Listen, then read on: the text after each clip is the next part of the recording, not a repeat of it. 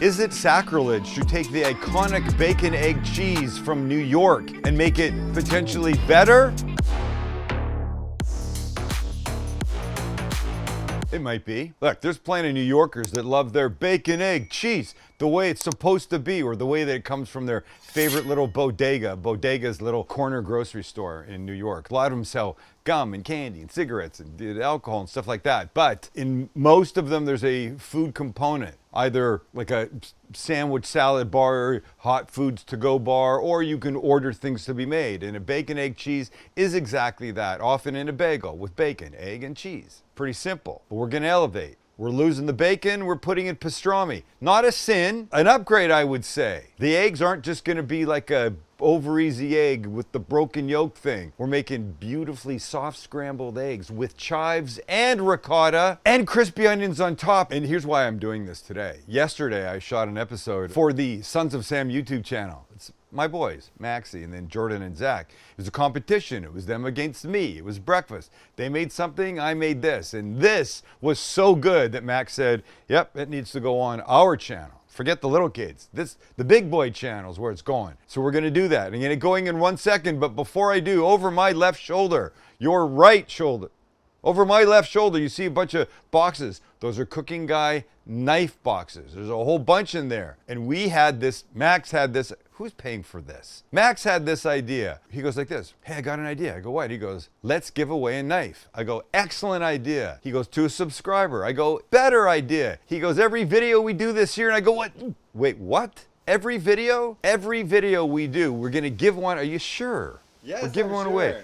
So look, it could be the 4-inch paring knife. It could be the 7-inch Nyc'S, my fave. Wait, well, it's not there, but it could be the carving set. Huh? What do you have to do? Be a subscriber to this channel. We can tell if you are. We will pick somebody. We will say your name in the following episodes, and you will reach out to us. We will verify who you are. Nobody's gonna slide into your comments and say, you want a knife, just to send a $5 for shipping to this address. It's not gonna happen. You're only gonna find out that you've won in a video from my mouth. It sounds so weird. I will say your name. I will speak your name. You will reach out. We will verify you. We will get you a knife. All right, it's a lot. I haven't done any cooking yet, and I really want to because this is so damn good. We're gonna begin by making crispy onions. So simple, so fantastic. Why wouldn't you make these all the time? Well, maybe you will after seeing this. We begin with 2 bowls. I know it looks like one, but there's another one underneath. Thank you, Max, for getting us nice bowls for our dredging station. We'll start with the flour, which that is. We're gonna add the following: smoked paprika, garlic powder, onion powder, a good hit of our BFF, and we mix. Next, the onions. This is a yellow onion, and this is a mandolin. If you don't have a mandolin, you can cut by hand.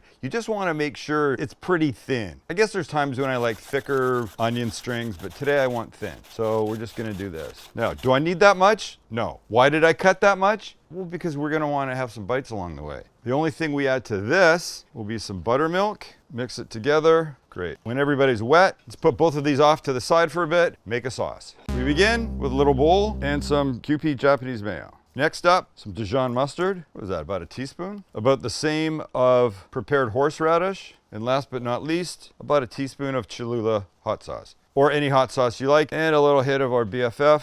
Always, and we mix. Mustard goes perfect with pastrami. Horseradish, the little spicy bite, goes perfect with pastrami. Nice. Let's set that aside.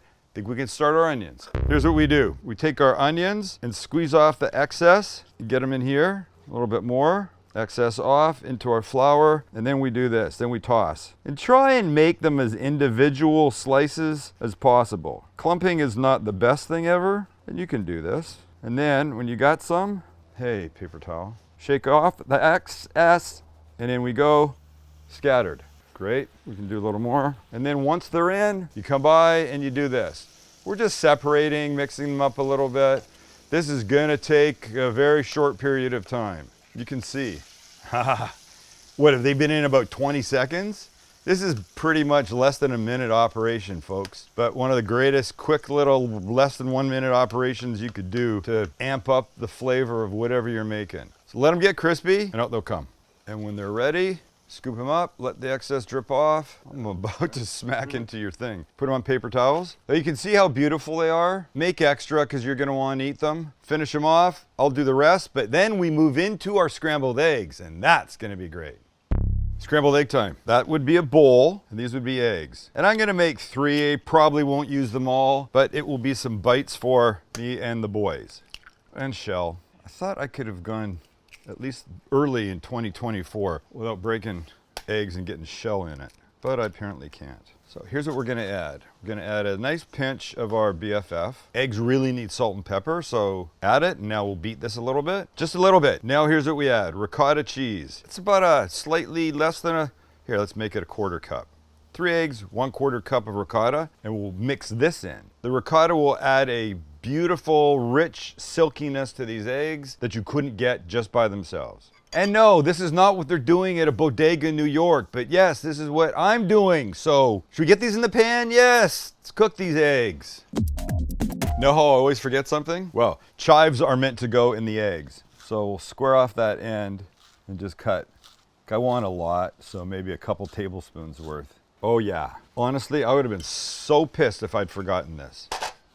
So Max, explain to the people why we like this little burner here when I've got a grill behind me and a flat top to my left. All the lights are set up right here, all the cameras. This is just the best spot for us to make things look nice for you guys. Do we need a picture here? Let me just I'll give you a picture so you can see what I see and why this makes sense. Oh, it's a really harsh backlight. All right, with the pan heating, we need some butter, of course, but not too hot. You know, I like slow-ish scrambled eggs. And when the heat is lower, the eggs don't cook so fast and get hard fast, because you don't want that. Here, Max.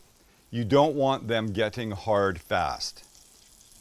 That's not what she said. There you go. And before I put my eggs in, look how beautiful these are. That's why you make a lot, because you want them. Now the eggs, and in we go. So you can see, I want these to be soft and creamy. And if cooking them slow wasn't going to help that, I'm telling you, the ricotta in here definitely will. Just keep moving them around. Oh, yum. Oh, as Rio Torre would say. Just another, I'd say maybe 1.5 minutes or so. But while we want everything sort of warm together, probably I could throw on my bun to get some color on the flat top. And that will look like this. It's buttered and not going to take long. Look at that sizzling butter. How gorgeous. Off to the side. Finish the eggs. Oh, damn. Sorry. That was an egg explosion. Get it? Did that really require a get it? Just making sure. Just coming together. Almost finished. I can kill the heat on this. The residual will finish them. But in the meantime, throw some pastrami on the flat top and we're there.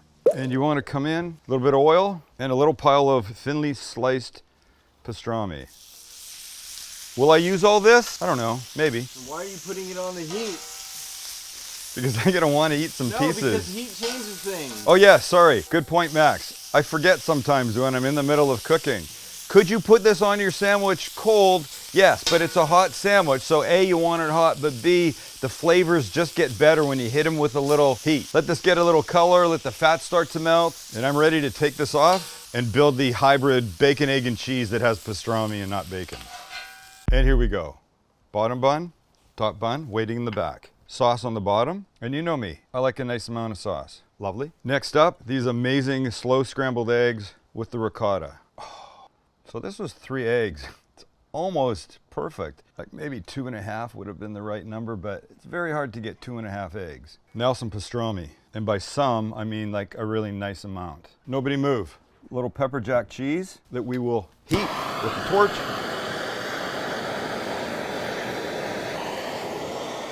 Two more things, the onions and the lid and a gentle pat. Done. Well, let's look at what we've got here, shall we? You got your bottom brioche bun with that little sauce we made that had horseradish in it and mustard and Cholula and mayo. And then these slow, beautifully scrambled eggs with chive and ricotta. We've got our griddled pastrami, melted pepper jack cheese on top, our crispy onions. Oh my God, I can't stop eating them. And then the top bun, and baby, we got ourselves a great bite coming up. Well, I've already picked it up because we tried to do a picture that didn't work. I got in trouble, but it's It's gonna be, well, I already know how it is. It's falling apart. I better get a bite before it all goes terribly wrong.